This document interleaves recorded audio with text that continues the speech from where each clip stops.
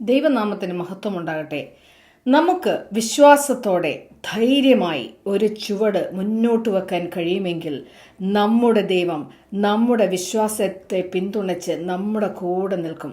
വളരെയധികം ഉദാഹരണങ്ങൾ ബൈബിളിൽ നിന്ന് കാണാൻ കഴിയുമെങ്കിലും ഞാനിവിടെ 2 ഉദാഹരണങ്ങളാണ് നിങ്ങൾക്ക് വേണ്ടി തരുന്നത്. ഒന്ന് ദാവീദിൻ്റെയും ഗോലിയാത്തിൻ്റെയും കഥ.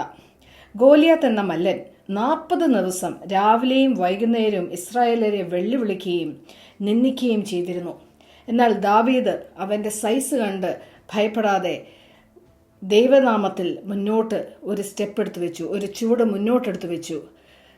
അങ്ങനെ മുന്നോട്ടെടുത്ത് ധൈര്യത്തോടെ ദൈവനാമത്തിൽ മുന്നോട്ട് പോയപ്പോൾ ദൈവം അവൻ്റെ മുന്നിൽ ഗോലിയാത്തിനെ വീഴ്ത്തി.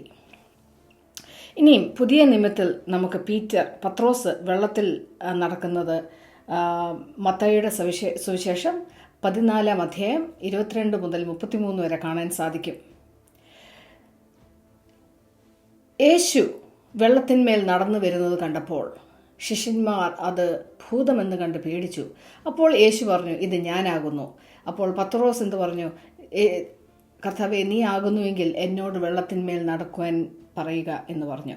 യേശു പറഞ്ഞു, വരുവാൻ. ഉടനെ തന്നെ പത്രോസ് വിശ്വാസത്തോടെ ചുവടെടുത്ത് വെള്ളത്തിന്മേൽ വെച്ചു. അങ്ങനെ വെള്ളത്തിൽ വെച്ചപ്പോൾ എന്ത് സംഭവിച്ചു? ജലത്തിൻ്റെ തന്മാത്രാ ഘടനയിൽ മാറ്റങ്ങൾ വന്നു കാണുമെന്നാണ് ഞാൻ വിശ്വസിക്കുന്നത്. കാരണം പത്രോസ് മുങ്ങിപ്പോയില്ല.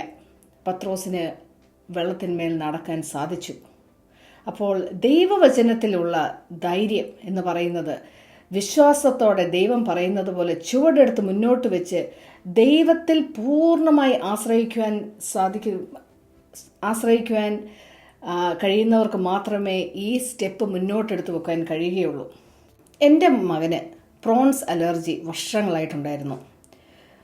പ്രോൺസ് കഴിച്ചാൽ ഉടൻ തന്നെ വയറുവേദന, ശ്വാസമുട്ടൽ, ഛർദിൽ, ഇങ്ങനെ പല സിംറ്റംസ്.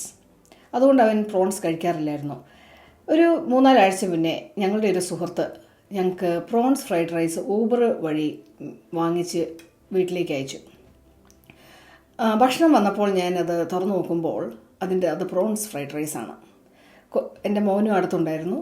അപ്പോൾ ഞാൻ ഉടനെ എൻ്റെ മനസ്സിൽ വന്നത് അവന് കഴിക്കാൻ പറ്റത്തില്ലല്ലോ, സോ എന്തെങ്കിലും വേറെ അവന് ഉണ്ടാക്കി കൊടുക്കണമെന്നുള്ളൊരു ചിന്തയായിരുന്നു. അങ്ങനെ അത് ഞങ്ങൾ അടച്ചു വെച്ചിട്ട് ഞങ്ങൾ വൈകുന്നേരം നടക്കാൻ പോയി തിരിച്ചു വരുമ്പോൾ എൻ്റെ മകൻ എന്നോട് വളരെ വിശ്വാസത്തോടെ കോൺഫിഡൻ്റ് ആയിട്ട് പറയുകയാണ്, അമ്മ, I am going to eat that prawns. If I am bold enough to eat it, my God is bold enough to heal me. ഇത് കേട്ടപ്പോൾ തന്നെ ഞാൻ അവനുമായിട്ട് വിശ്വസിച്ചു. Yes, I believe with you എന്ന് പറഞ്ഞിട്ട് ഞങ്ങൾ തിരിച്ചു വന്നു. ഉടനെ തന്നെ അവനൊരു പ്രോൺ എടുത്ത് കഴിച്ചു. 10 മിനിറ്റ് കഴിഞ്ഞു, 20 മിനിറ്റ് കഴിഞ്ഞു, 1 മണിക്കൂർ കഴിഞ്ഞു, സിംറ്റംസ് ഒന്നുമില്ലായിരുന്നു. പിന്നെ അവൻ ഫ്രൈഡ് റൈസും കഴിച്ചു. അങ്ങനെ കംപ്ലീറ്റ് ആയിട്ട് ഹീൽഡായി. ഞാൻ പറയുന്നത് എന്താണെന്ന് ചോദിച്ചാൽ, നമ്മൾ ദൈവവചനത്തിലുള്ള ആ വിശ്വാസവും ബോൾഡ്നെസ്സും ഉണ്ടെങ്കിൽ ദൈവം ഒരിക്കലും പിന്മാറുകയില്ല, നമ്മളെ എപ്പോഴും പിന്തുണയ്ക്കും. ദൈവത്തിലുള്ള ധൈര്യം എന്ന് പറയുന്നത് വിശ്വാസത്തോടെ ദൈവം പറയുന്നത് പോലെ ചുവടെടുത്ത് മുന്നോട്ട് വെച്ച് ദൈവത്തിലുള്ള പൂർണ്ണമായ ആശ്രയിക്കുവാൻ സാധിക്കുമെങ്കിൽ അങ്ങനെയുള്ളവർക്ക് എന്ത് ചെയ്യുവാനും സാധിക്കും. ദൈവനാമത്തിന് മഹത്വം ഉണ്ടാകട്ടെ.